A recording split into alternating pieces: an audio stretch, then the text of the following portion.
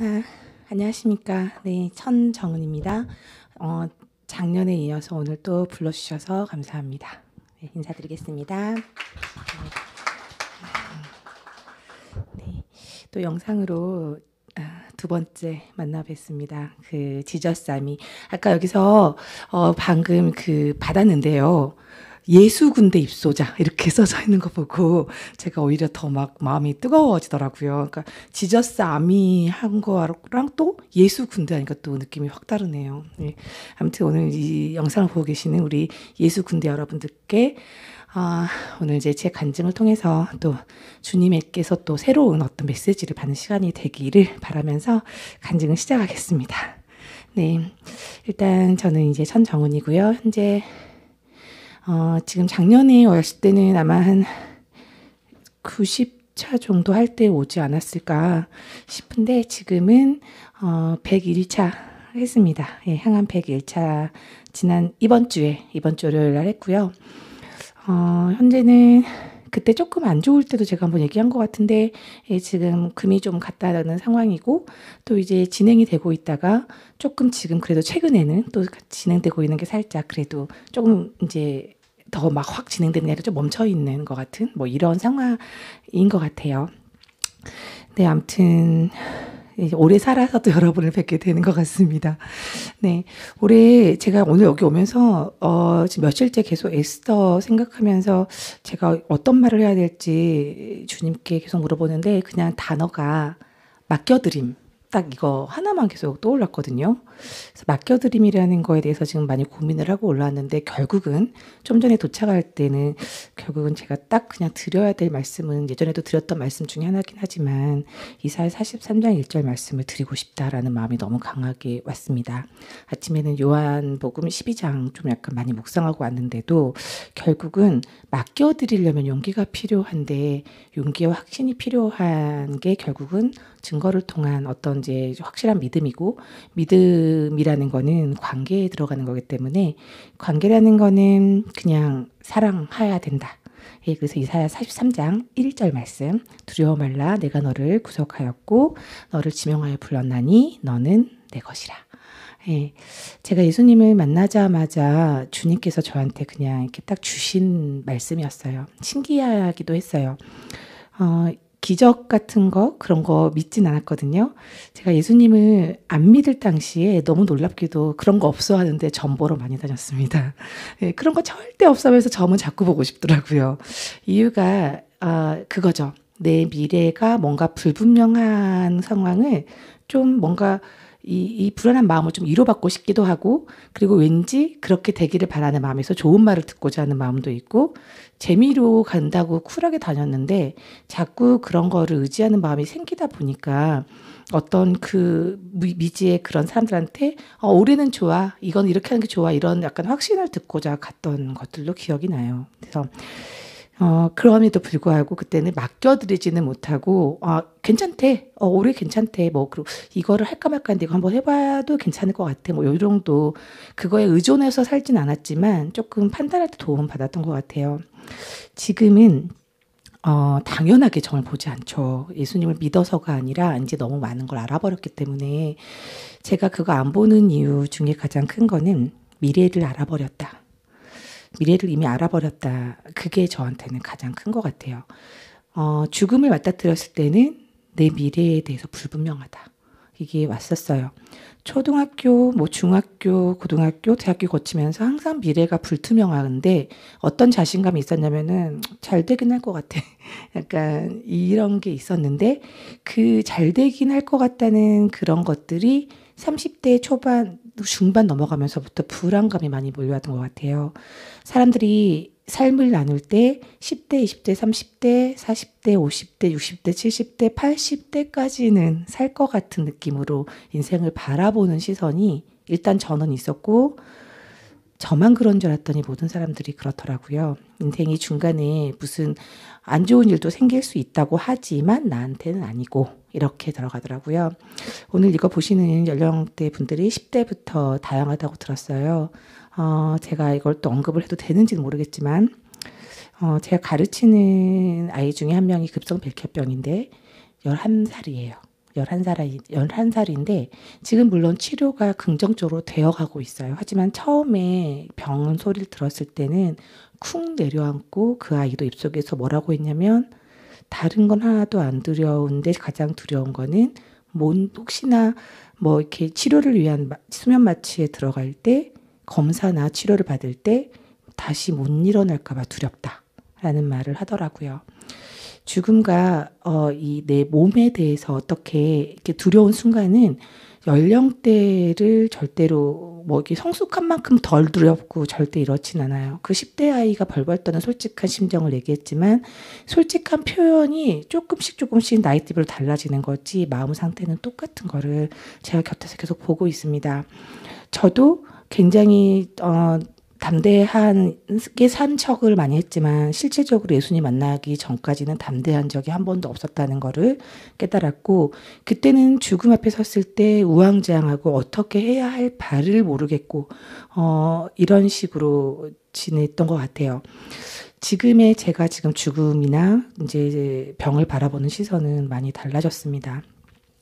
오늘 이게 이제 3일 동안 지속이 되잖아요. 지금 그게 3일 동안 지속되는데 실은 목적은 우리가 정말 마지막 때에 예수님을 제대로 믿어서 하나의 공동체로 주님께서 기뻐하시는 그런 공동체가 이루어지는데 목적이 있을 거라고 생각을 합니다.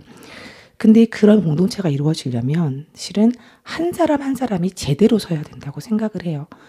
저는 제대로 섰다고 함부로 이렇게 말할 수는 없지만 제가 감히 고백하기로는 적어도 어떤 순간에 왔을 때 예수님을 절대 배신하지는 않을 것 같은 중심이에요.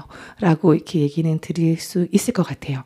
이거를 아마 통증이나 이렇게 힘든 상황을 겪지 않은 상태에서는 그냥 나 그럴 것 같아. 이 정도에서 끝날 것 같은데 막상 고난을 겪고 보면서 깨달은 거는 그게 상황이 닥쳤을 때 그 용기를 내는 게 아주 쉽지만은 않다라는 게 이제 저의 고백이 되더라고요.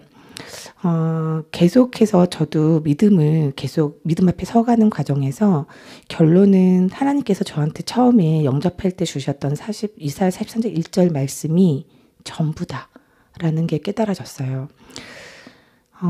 하나님은 당연히 예수님이 우리를 사랑하시고 우리를 대신해서 죽으시고 그리고 부활하셔서 소망을 주신 그분은 우리가 당연히 사랑하고 믿어요. 할 수 있는데요.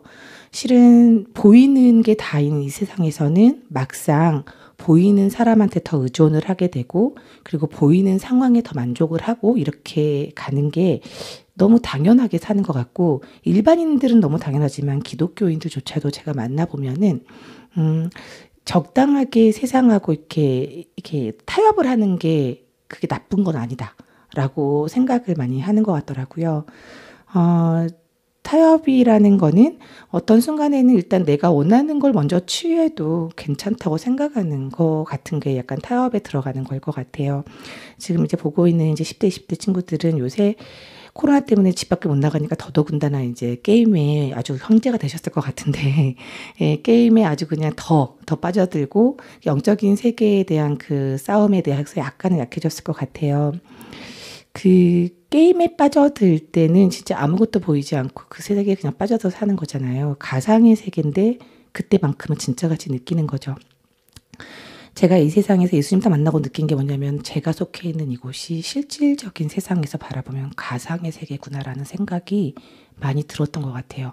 너무 현실감 느껴지고 내 몸에 다 느껴지는 이곳이 실질적으로는 가상의 세계로 여기고 사는 게 어떻게 보면 되게 현명하게 살 수 있는 방법이구나.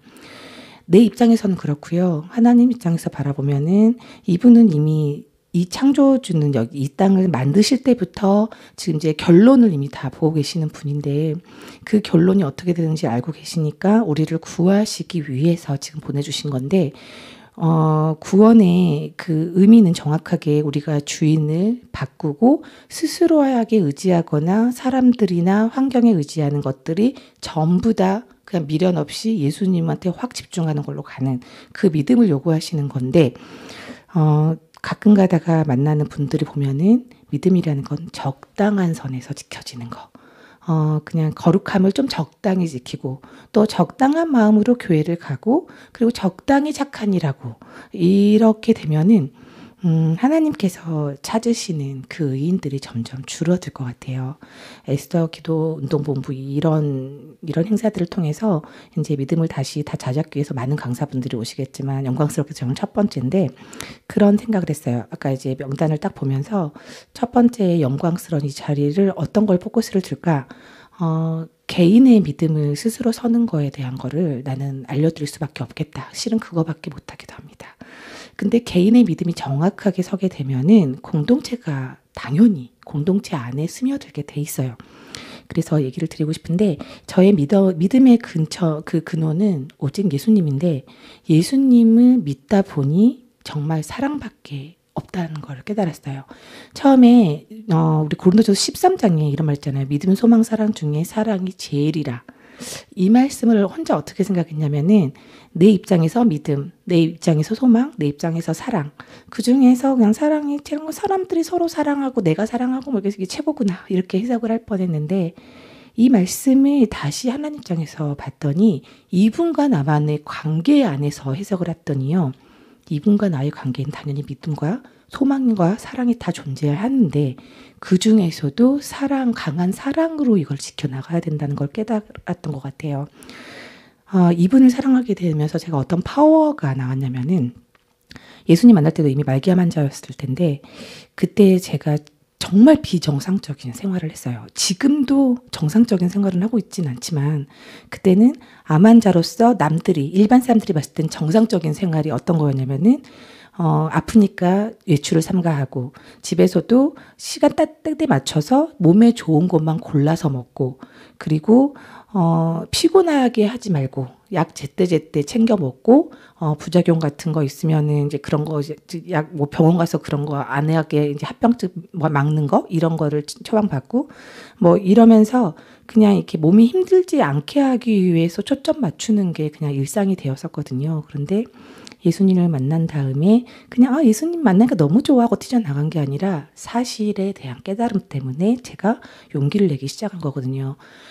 상식적으로는 그리고 내가 느끼기엔 지금 쉬어야 되고 지금 내가 조금 나아가면 안 되고 이런 상황인데 그거는 내 생각이고 이미 이 땅에 오셔서 모든 사실을 뒤집어 버리신 이분을 바라봤을 때 이분 입장에서는 주인 되셨습니다 하고 고백한 내가 그래도 이 몸은 내가 있으니까 내가 위험할 것 같거든요 하는 게 이상한 거고 그래서 주인으로 고백했기 때문에 나가고 주인으로 고백했기 때문에 좋은 걸 찾아 먹는 습관보다도 그냥 이렇게 먹는 거에 너무 시간 뺏기지 않도록 그냥 간단한 걸 찾아 먹게 되고 암 환자들이 상상을 할 수 없는 그런 용기들을 제가 몸에서 내봤는데 결론은 괜찮더라는 거죠. 그렇게 안 하면은 암 환자들 식사를 뭐 따로 하고 그리고 몸을 안 돌보면은 정말 악화될 줄 알았어요. 그렇게 느껴지거든요. 그런데 그건 내 생각이었고 그냥 주님이 내 안에 계셔 하는 믿음으로 그래서 나는 안전하고 괜찮을 거야 하면서 하나씩 시도를 해봤더니 그게 크게 나한테 영향을 끼치지 않는다는 거를 몸소 깨닫게 되면서 용기가 점점 더해졌는데 그 용기가 내가 스스로 낸 게 아니라 내 안에 예수님 계시니까 알아서 하실 거야. 주님이 알아서 하세요. 이러면서 같이 대화하고 기도하고 말씀을 붙잡는 가운데서 이분하고 너무 자연스럽게 친해지는 과정이 생기더라고요. 친해지는 과정의 결과는 사랑에 빠지게 된 거예요. 우리가 사람들을 어렸을 때 사랑하는 사람들이 다 있잖아요. 부모를 사랑하기도 하고 동생을 사랑하기도 하고 친구를 사랑하기도 하고 또 남녀 간의 사랑도 있어요. 그 사랑하는 사람을 위해서 못할 게 없다는 마음이 갈 정도로 사랑하는 대상이 생기면 내 스케줄이 이기적으로 짜져지지는 않는 것 같아요. 저도 돌아보면서 제가 이제 예수님 만나기 전에 가장 억울했던 장면들은 내가 너한테 어떻게 했는데 내가 너한테 얼마나 희생했는데 내가 너한테 모든 걸 바쳤는데 이러면서 아파서 죽게 생겼으니까 내가 그렇게 잘했던 사람들이 내가 그렇게 한 만큼 마음을 주지 않는 거에 대한 서운함을 폭발하는 걸 경험을 했어요.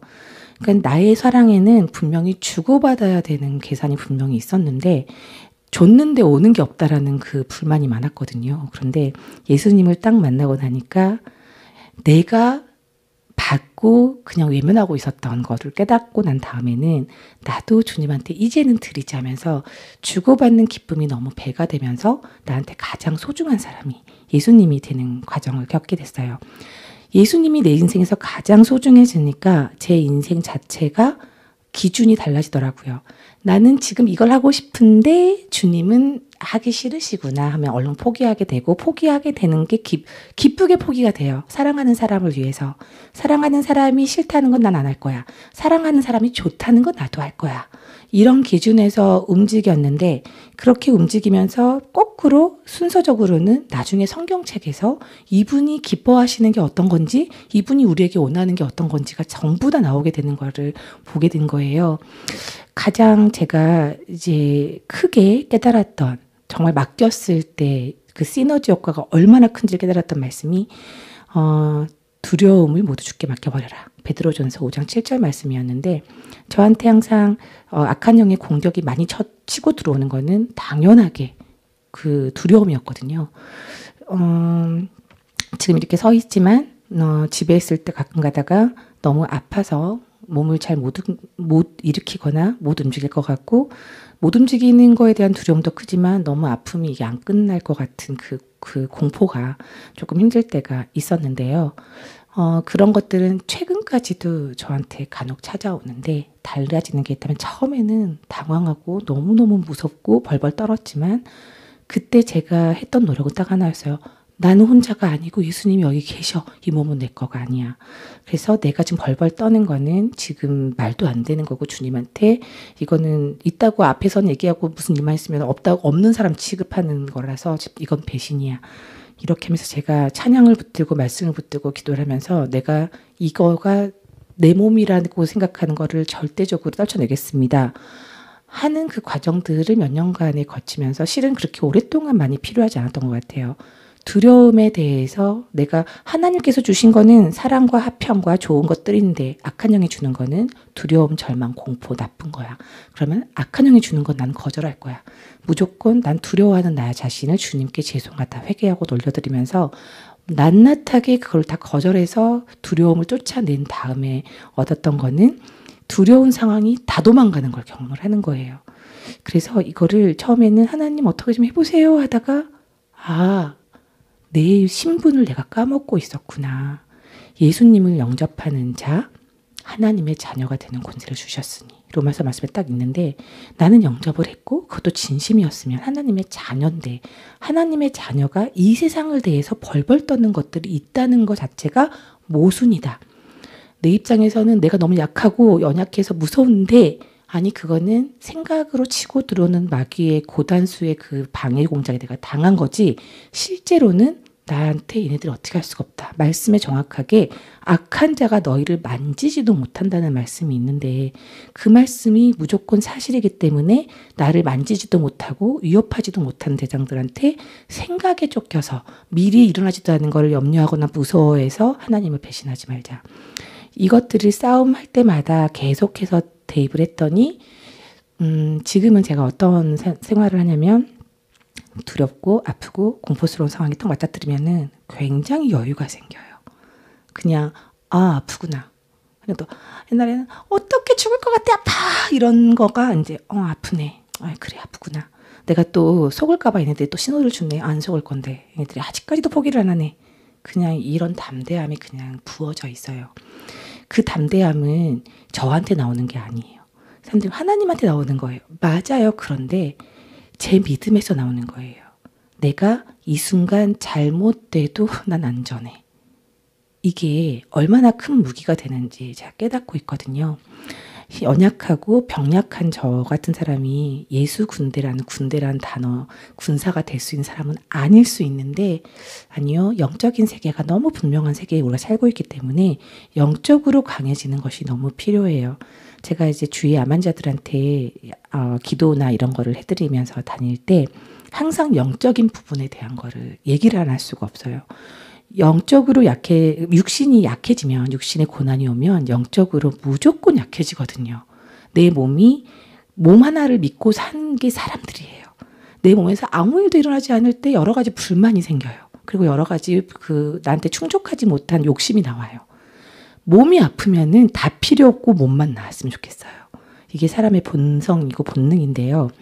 그래서 실은 육신이 약해지는 게 굉장히 큰 거라는 걸 저는 깨달아요.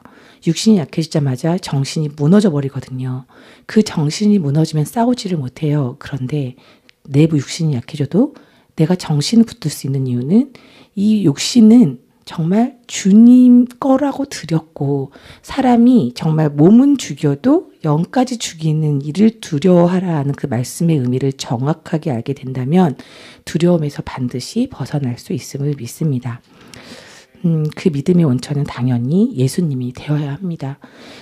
사람들이 항상 하나님 할 때 저는 정말로 약간 융통성 없는 사람 같이 예수님이라고 하세요. 이걸 꼭 하는 사람이에요. 하나님의 뜻을 알면 알수록 우리가 예수님을 얼마나 붙들어야 되는지 알게 되거든요. 하나님이 모든 걸 총괄하는 책임자 같으니까 하나님 하는데 물론 성자 하나님이니까 예수님도 하나님이 맞아요. 그런데 하나님은 그냥 맹목적으로 부르다 보면은 성자 하나님을 찾는지 성부 하나님 찾는지 성령 하나님 찾는지 헷갈리게 되는데 그러면 난 누구한테 기도를 해야 되는 건지 또 헷갈려하는 사람도 꽤 많은 걸 제가 봤어요. 왜 그 믿음이 상대를 정확하게 알지 못하면 믿음도 확신이 안 생긴단 말이에요.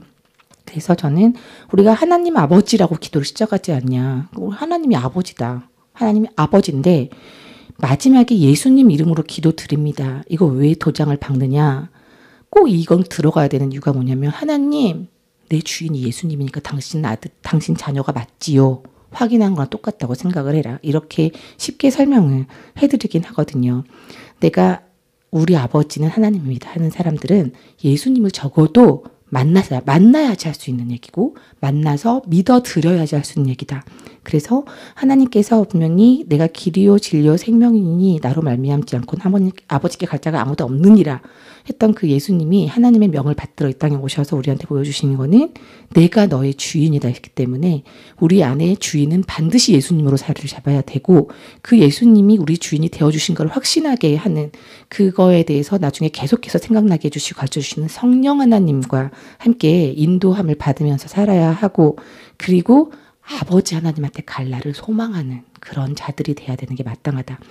이 세상에서 해야 될 거는 정확하게 해야 될 건 그거 하나고 그거를 계속해서 붙잡을 수 있는 그 원동력은 예수님에 대한 사랑이 커져가는 거가 가장 크다. 이거를 깨닫게 되었습니다. 보통은 이제 믿음이 큰 분들도 참 많으시지만 예수님을 사랑하는 것보다 자신을 사랑하는 과정으로 가시는 분들도 보이는 것 같아요. 자신을 사랑하는 쪽으로 간다는 건 어떤 걸로 해석할 수 있냐면은 하나님의 일을 하는 것 같으나 하나님의 일을 본인이 하는 거. 예, 그렇게 될 수 있는 것 같아요.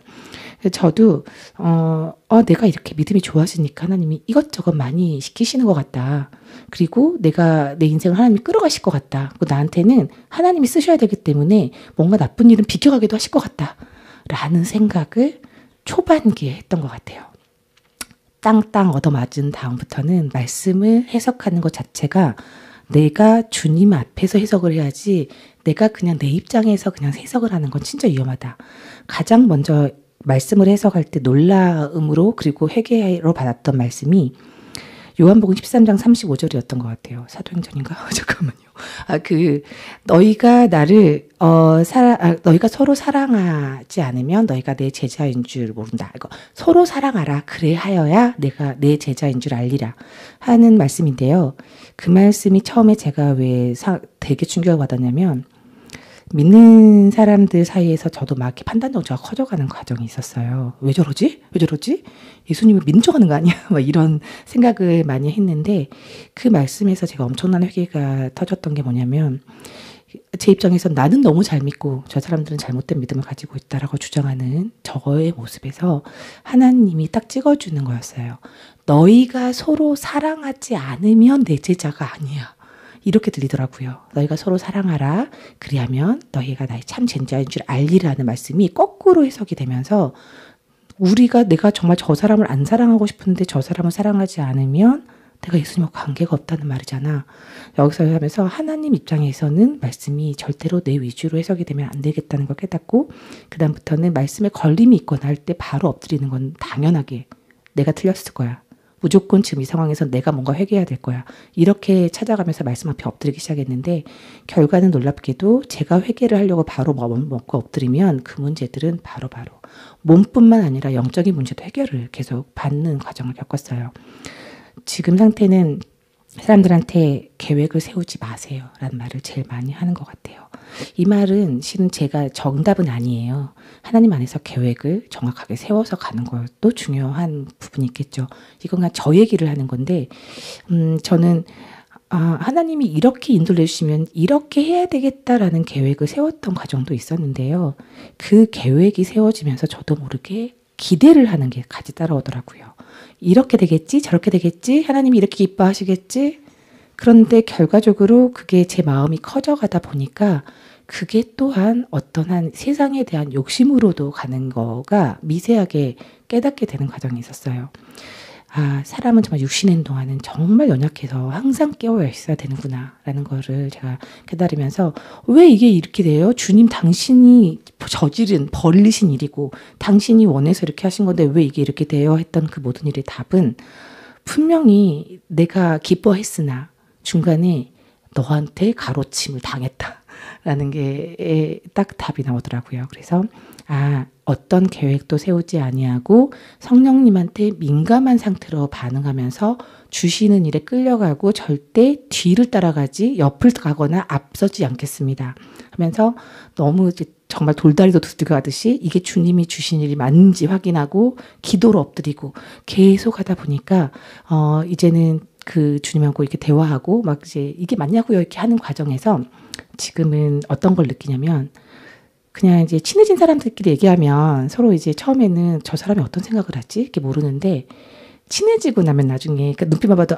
이런 생각을 하고 있네. 뭔지 알 것 같아. 라는 걸로 서로 알잖아요. 취향도 파악하게 되고. 근데 그런 경험까지 하게 되는 것 같아요. 먼저 무슨 일, 이건 예수님이 아니군요. 이렇게 되는 거. 이제 근데 그런 얘기들이 저는 이제 너무 자연스럽게 잘 나오는데, 듣는 분들께서 받아들일 때 조금 어려워하시는 부분들이 있어서, 그래서 저도 모르게 어느 순간부터는 주님하고 대화를 좀 해보세요. 이런 얘기들로 계속 바꿔가면서 얘기하는 것 같아요. 대화해보세요라는 말에서 사람들은 자신의 입장에서 질문들이 계속 들어오는 거죠. 대답을 해주세요? 라던가 아니면은 어떤 식으로 대답을 받으세요? 이런 식으로 계속 물어보시는데, 그게 그렇게 어렵게 느껴지냐? 저는 이제 이렇게 되묻기도 하거든요. 지금 내 눈앞에 계시는 당신이 나랑 얘기를 하고 있을 때 자연스럽지 않냐? 근데 예수님이 살아있다는 게 사실인지 아닌지 정확하게 얘기해봐라. 예수님 살아계시죠. 살아계시면 어디 계시냐. 우리가 초대했으니까 이 안에 계시지만 우리 안에 지금 계시는 건데 그분 지금 여기 계시니까 말을 시켜보면 되지 않겠냐.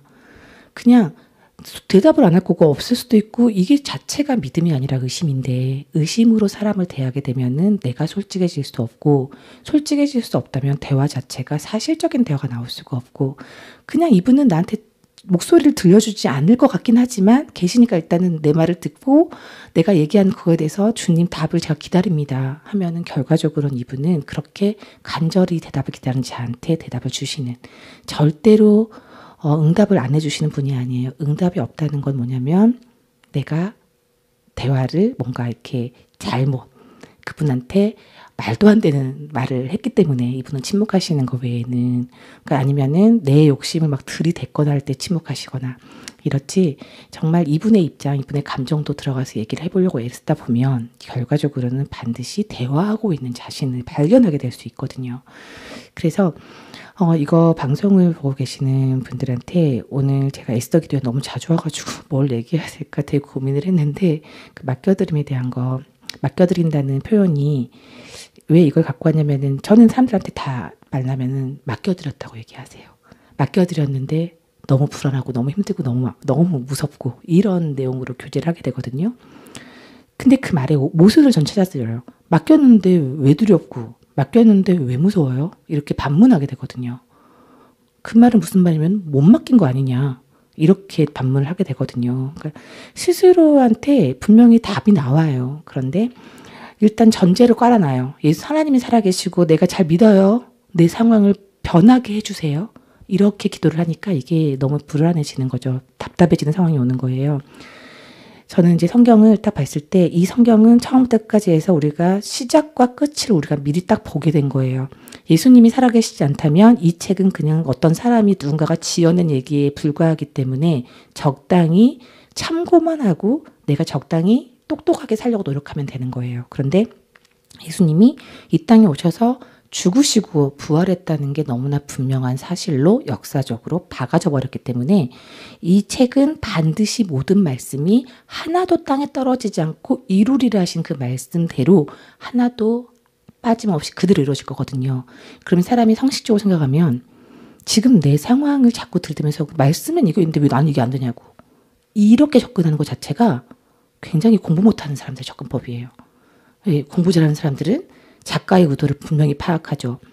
그 정확한 전체적인 거를 뭐 독해 하나를 해도 파악을 못해도 이 답을 끌어내기 위해서 질문했다는 것만 어떻게 해서든지 파헤쳐가지고 왜 이 문제를 냈는지만 파헤쳐도 그냥 적당하게 찍어도 답을 막 맞힐 수 있는 게 그 요령이잖아요.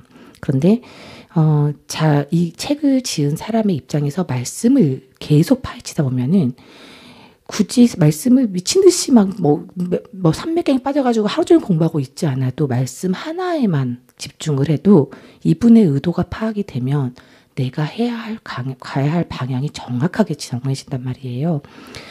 제가 항상 사람들한테 우리는 해피엔딩이에요 라는 얘기를 해요.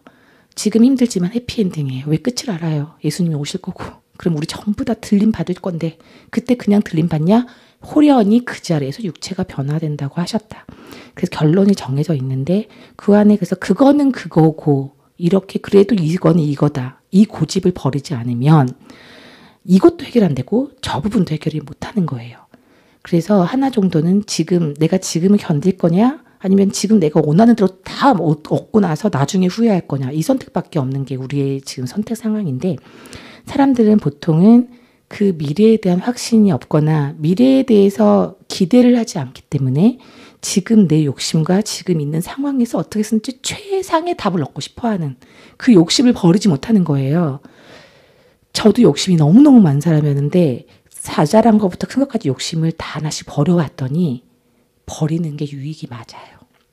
주 안에서 버릴 게 하나도 없다라는 말씀도 예전에 잘못 살았던 그 과거조차도 하나님께서는 지금 주님의 일을 하는데 반드시 쓰시더라고요. 그걸 보면서 제가 깨달은 건데 주님은 우리의 과거까지도 하나도 버리지 않고 쓰시는 그분께서 우리한테 그렇게 끌고 가시다가 결국은 같이 사는 행복한 곳으로 데려가시는 걸로 이거를 되게 아름다운 동화 같은 얘기로 끝을 딱 내줘놓으시는 건데 우리는 그 안에서 이것도 못 믿고 저것도 못 믿겠고 그거는 안 바라니까 이거 주세요.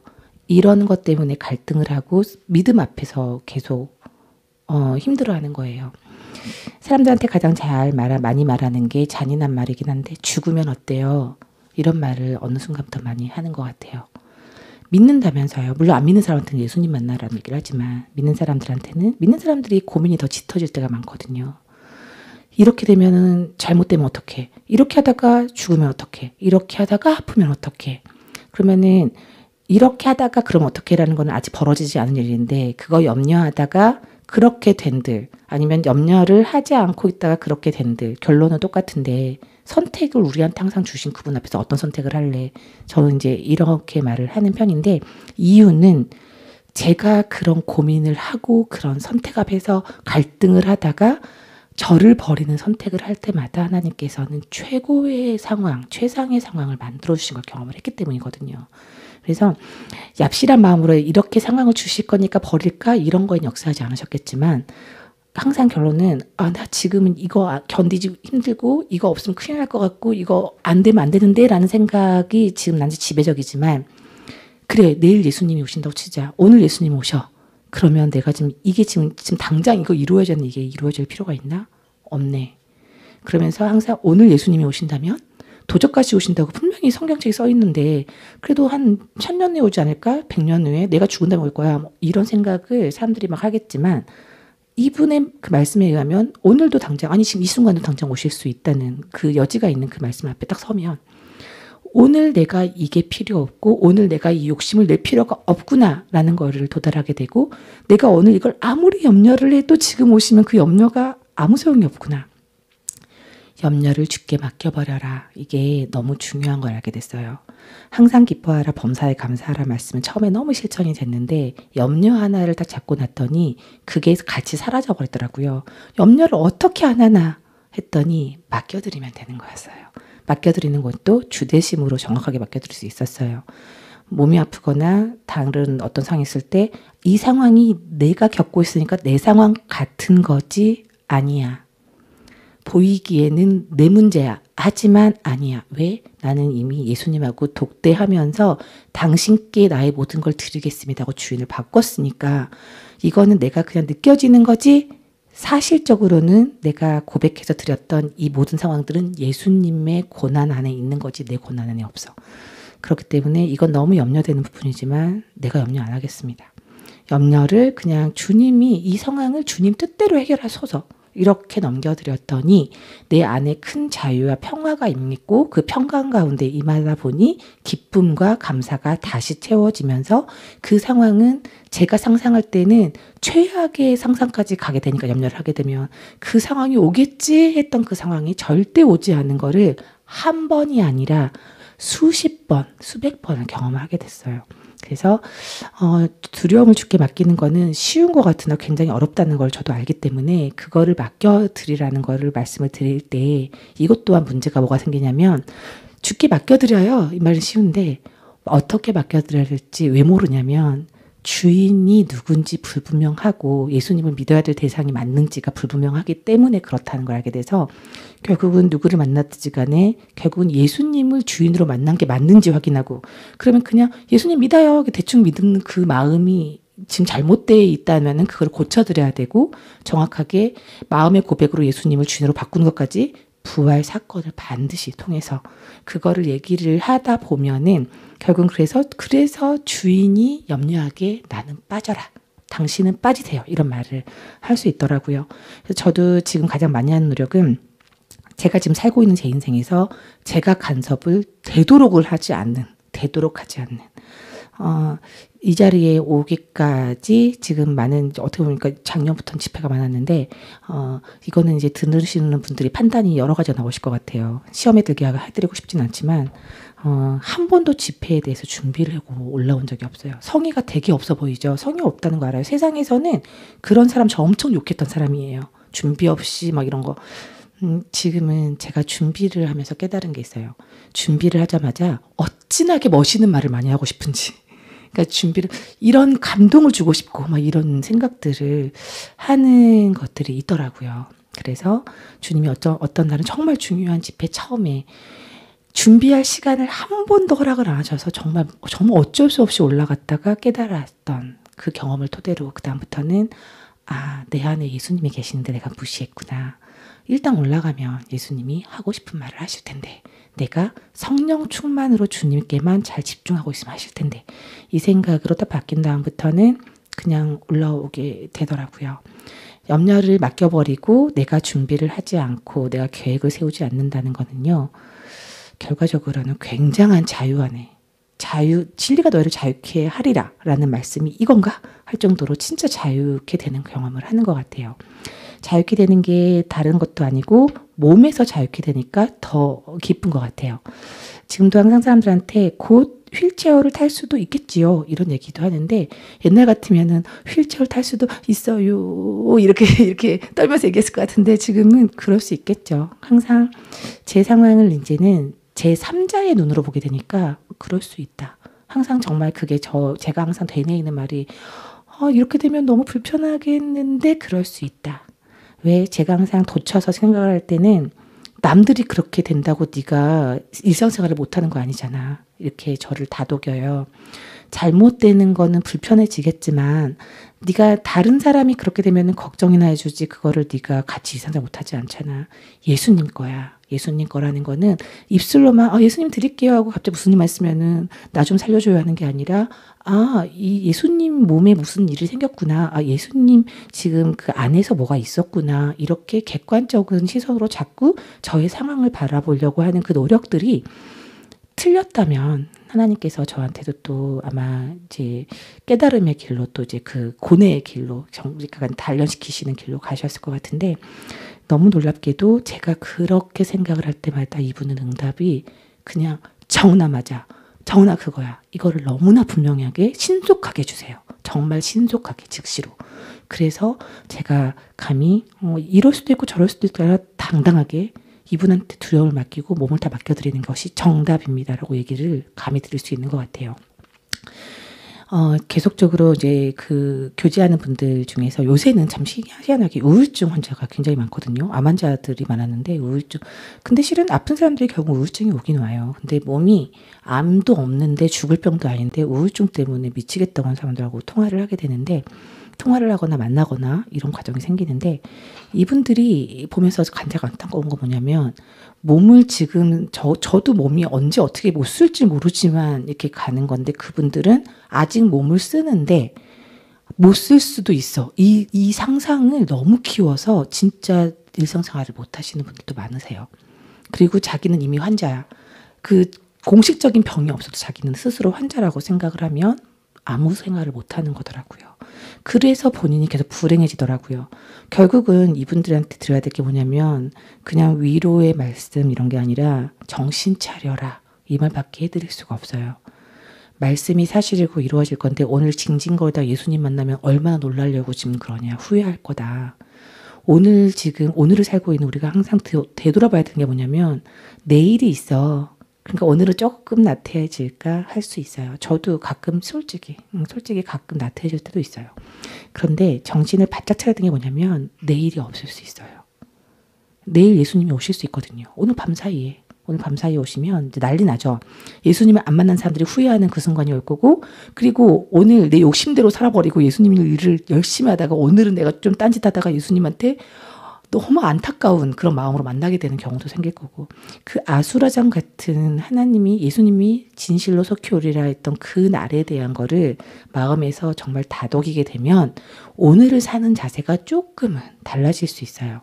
거기다가 더 달라질 수 있는 그거는 예수님이 정말 내가 제일 사랑하는 사람이야, 이게 확실해지면 그냥 그거는 더 이상 내가 오늘은 그래도 예수님 때문에 이렇게 살까가 아니라 그냥 당연하게 예수님이 이거 하고 싶으실까? 저거 하고 싶으실까? 여기 가고 싶으실까? 그냥 주체가 다 예수님한테 맡겨지게 되거든요. 제가 암 환자들한테 다니게 사람들이 그냥 병원에서 전도하는 줄 알고 제가 직접 다니는 줄 아세요? 한 번도 그런 적이 없어요. 그냥 연락을 받는데요. 기도를 해요. 그냥. 저는 항상 그때도 얘기를 했던 것 같지만 하나님께서 우리를 저만이 아니라 모든 사람들을 각자 불렀을 때는 나이도 상관없어요. 10대, 20대, 30대, 40대 다 예배자로 부르신 거고, 자녀니까 예배자를 지키게 하신 거고, 우리 자체를 교회로 보시는 그분께서는, 그리고 두 번째는 기도 동역자로 부르신 거거든요. 그래서 그냥 기도를 하면, 이분의 뜻을 이루어 주소서 기도를 하면 하나님께서 그 자리를 주선을 하시는 걸 계속 경험을 했어요. 그 사람들하고 만나서 결국 할 얘기는, 제가 노력해서 만났으면은 뭐 저의 무용담도 얘기하고 이렇게 만나겠죠. 예수님이 어떤 분이신지, 그리고 예수님이 당신을 얼마나 찾았는지, 예수님이 그리고 당신을 얼마나 사랑하는데 당신이 다른 걸 사랑해서 지금 인생이 이렇게 힘들어졌는지, 결국은 이제 이런 얘기로 포커스가 맞춰지게 되는 것 같아요. 사랑하는 사람이 옆에 있다는 건 되게 든든하고 안전함을 느끼는 것 때문에 진짜 평화가 오는 것 같거든요. 예수님이 날 얼마나 사랑하는지 아니까 내가 좀 위태로운 상황이 돼도 괜찮아, 이렇게 될 수 있는 거. 근데 그런 마음까지 되려면은 정말 서로 교감을 하고 사랑해야 된다고 생각을 해요. 그래서 제가 이사야 43장 1절 말씀드린 건데, 이 말의 처음의 시작은 두려워 말라로 시작을 해요. 두려워 말라. 왜 두려워하지 말라 하냐면은 내가 너를 구속했어. 그리고 내가 너를 지명하여 불렀어. 사람들이 여기서 택한 자 안 택한 자 얘기하는데, 실은 이분은 다 택했어요. 다 택했는데 그 택한 거를 눈치를 채는 속도가 다 다르고 시간이 다른 것 뿐인 거죠.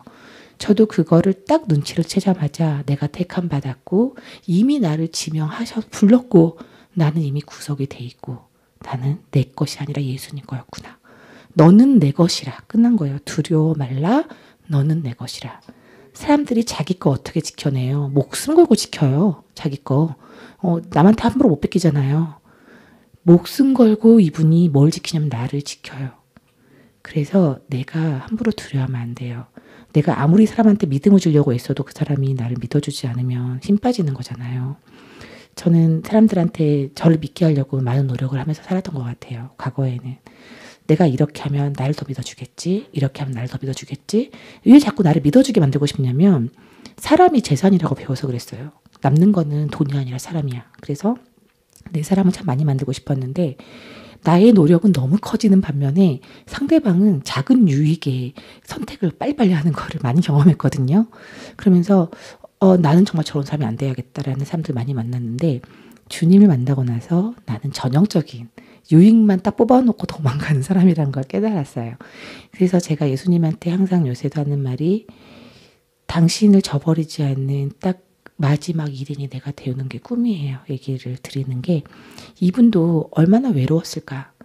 이렇게 사랑하는 사람들한테 나를 믿어. 내가 다 잘해주고 내가 너희들 다 살릴 거야 하는데 됐고 난 지금 당신 필요 없고 난 지금 이 상황에서 게임도 해야 되겠고 나 지금 돈 벌러 나가야 되고 나 지금 그리고 이거 너무 하고 싶으니까 잠깐 꺼져줄래요? 뭐 이렇게 사는 게 우리의 일상생활인 게 너무 분명해요. 그러니까 당신 살아계시면 일단은 내가 지금 이걸 하고 싶은데 못 움직이니까 이걸 일단 움직이게 만들어 주면 내가 좀 나를 사랑한다고 인정해 줄까? 뭐 이런 식의 태도로 우리가 주님을 바라보고 있는 건 아닐까라는 생각이 들어서 제가 그런 시선으로 보고 있는 거를 중간중간에 깨닫고 적어도 내가 배신하지 않는다는 건 뭐냐면은 이분에 대한 시선을 다른 데 돌리지 않는 거.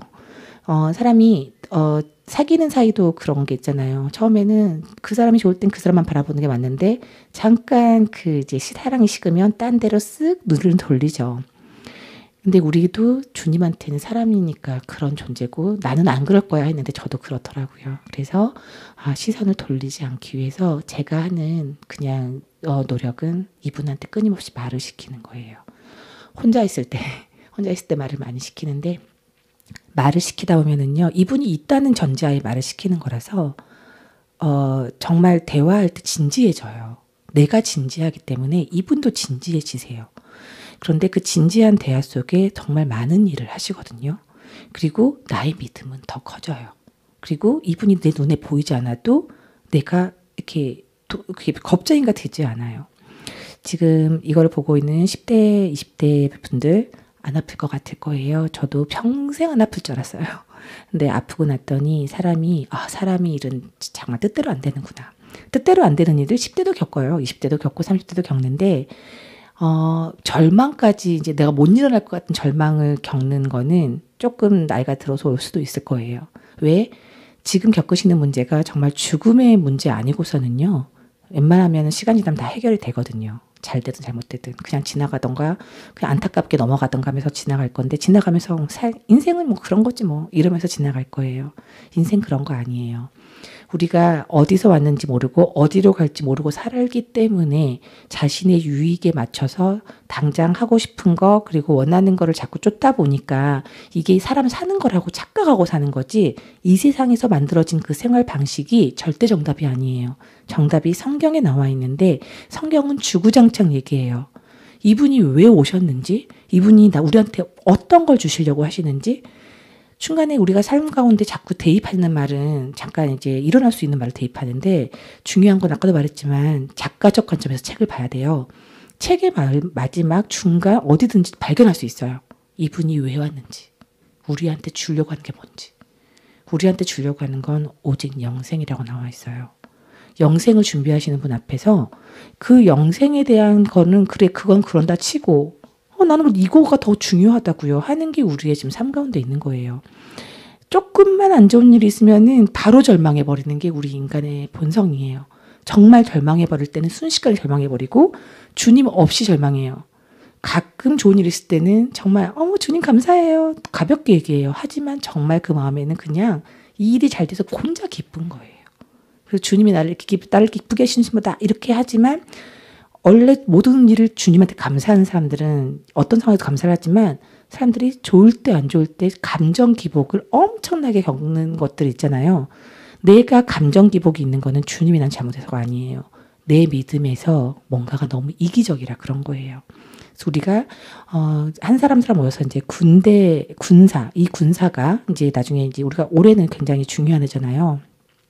올해 이제 대선도 있고 참 중요한 일이 많아서 이제 저도 아침에 항상 놓치지 않은 기도가 대통령을 위한 기도를 하고 있는데, 우리가 이제 나라를 위해서 싸우려면 정말 든든한 군대 이거를 만들려면은 우리 한 사람 한 사람이 일단 두려움을 정리를 해야 되고, 그리고 두려워하지 않는 가운데 주님한테 올려드리는 사람들이 되려면 개인의 문제에 갇혀 있는 모습에서 벗어나야 한다고 생각을 합니다. 저는 개인의 문제를 해결을 계속 하면서 가고 있어요. 그리고 감히 하고 있다고 말을 하고 있지만 저도 놀라기도 하죠. 가끔 가다가 이 상황은 내가 몰랐던 상황이라는 게 있어요. 놀라는 거는 잠시, 저도 놀래요. 잠시 놀라는데 바로 떨쳐버릴 수 있어요. 바로 예수님, 그냥 예수님 제가 또 착각할 뻔했어요. 예수님 상황이 제 상황이 아닙니다. 그냥 이렇게 하고 넘어가려고 하거든요. 그 마음에 그 순간에 진실된 고백이 얼마나 힘이 있는지 여러분이 아셨으면 좋겠어요. 지금 하시는 고민이 가장 클 건데 제가 죄송해요. 아무것도 아닌 걸로 고민하고 계시고 있습니다. 네, 아무것도 아니에요. 내일 예수님이 오시면 우린 진짜 큰일 난 거예요. 오늘의 삶이 너무 후회될 거예요. 그래서 오늘을 사는 자세는 내일을 생각하고 살아야 돼요.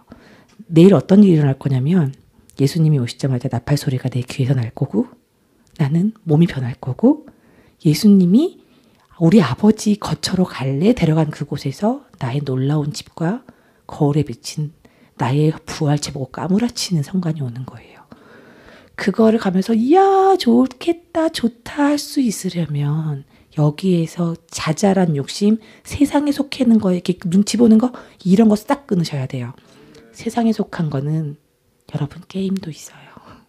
네, 저는 우리 조카도 게임에 막 선명하게 빠질 때마다 가슴이 답답한데 억지로 막 이렇게 한다고 되는 게 아니니까 말을 안 하잖아요. 근데 자신이 깨달아야지 깨고 나와야 되는 거니까 모든 중독에 빠져 있는 이 생활, 이 상황, 우리가 다 어떤 건 중독으로 여기지 않는데 다 중독이에요. 어떤 거 내가 좋아하는 거 하나, 예수님보다 먼저 찾는 거 하나, 그게 바로 중독이에요.